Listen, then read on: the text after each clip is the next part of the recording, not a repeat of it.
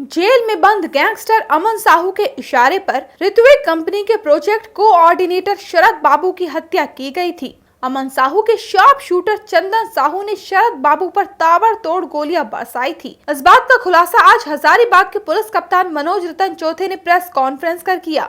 SP ने media को बताया कि गैंगस्टर अमन साहू कोलकाता जेल में बंद है। फिलहाल उसे चतरा पुलिस ने रिमांड पर लिया है। उसने कबूल किया कि उसके गुर्गे ने शरद बाबू की हत्या की थी। वहीं बड़का गांव थाना कांड संख्या 156/23 में रिमांड पर लिए गए रामा सोनी ने भी पुलिस के सामने कई राज उगले हैं।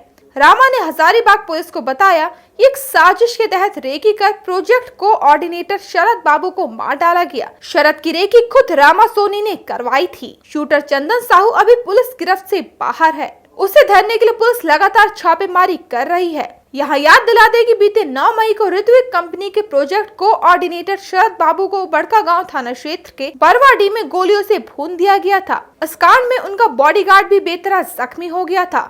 शरद कुमार ने मौके पर ही दम तोड़ दिया था। शरद अपने बॉडीगार्ड और ड्राइवर के साथ स्कॉर्पियो से चट्टी बरियातू कोल माइंस के रेडारी जा रहे थे। वारदात से ठीक पहले यानी 8 मई की रात एक स्कॉर्पियो में सवार 6 अपराधियों ने ट्रकों के ड्राइवरों को डरा हड़काकर कोयला ट्रांसपोर्टिंग के काम को रोक दिया था।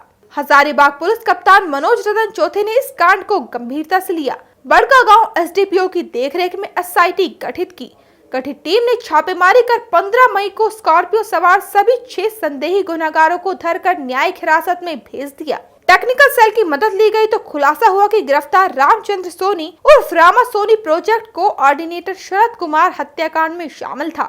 सुने क्या बोले हजारीबाग पुलिस कप्तान मनोज रतन चौथे। एनटीपीसी के एमडीओ ऋत्विक कंपनी के जो प्रोजेक्ट कोऑर्डिनेटर मिस्टर शरद बाबू की हत्या हुई थी, जिसमें हम लोगों ने कंप्लीट इस घटना का उद्भेदन कर दिया है। इसमें अमन साहू गैंग का हाथ अभी सामने आया है। आज अमन साहू को चतरा पुलिस द्वारा रिमांड पे लिया गया था। वहां जाकर के हमारे एसडीपीओ बड़का गांव जो कि एसआईटी के भी चीफ है, उनके द्वारा पूछताछ की गई और उस पूछताछ में अमन साहू का जो रोल है वो सामने आया है। उसने स्वीकारोक्ति बयान भी दिया है कि ये घटना उसके गैंग के द्वारा कारित की गई है। इसमें जेल्स की भूमिका बहुत सस्पिशियस पाई गई है। अमन साहू कलकत्ता जेल में है। जो घटना है इसका लिंक्स कलकत्ता जेल से दुमका जेल और दुमका जेल से हजारीबाग जेल तक कनेक्टेड है।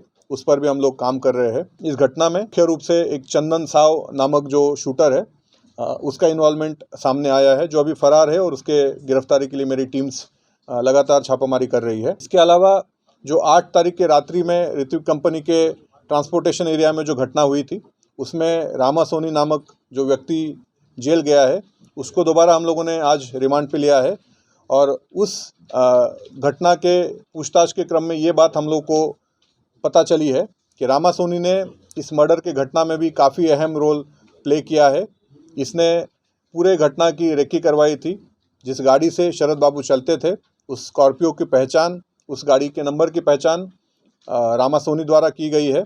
इसलिए उसको भी इस केस में हम लोग जेल भेज देंगे और उसको भी हम लोग पुनः दोबारा रिमांड पे इस केस में भी लेंगे जब अमन साहू यहाँ पे रिमांड पे आएगा। उसकी कई सारी गाड़ियाँ इस कंपनी में चलती है और इसकी ज़मीन भी कुछ इस खदानों में गई है, जिसकी वजह से उसको अच्छा मुआवजा मिला है और जिसके चलते उसने अपनी गाड़ियाँ और कई सारे हाईवाज कंपनी को दे रखी थी, जिस वजह से उसका रिलेशन दोनों तरफ में था।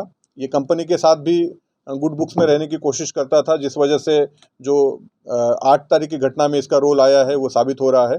और ये पहले से भी कई क्रिमिनल्स के टच में रहा था और ये अमन साहू के लिए पहले भी कुछ काम कर चुका है। इसीलिए ये दोनों तरफ से ये कोशिश कर रहा था कि मैं अच्छा रहूं और उसी क्रम में ये दोनों घटनाओं में इसका संलिप्तता सामने आ रहा है। कंपनी के द्वारा भी कई एक बातें पुलिस से छुपाई गई है।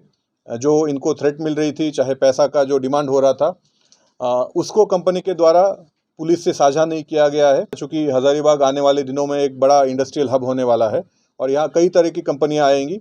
तो जो भी कंपनियाँ इस क्षेत्र में काम कर रही है, आपको यदि किसी प्रकार का कोई धमकी, पैसा मांगने के लिए कोई कॉल अगर आता है तो आप कृपा करके पुलिस को बताएं।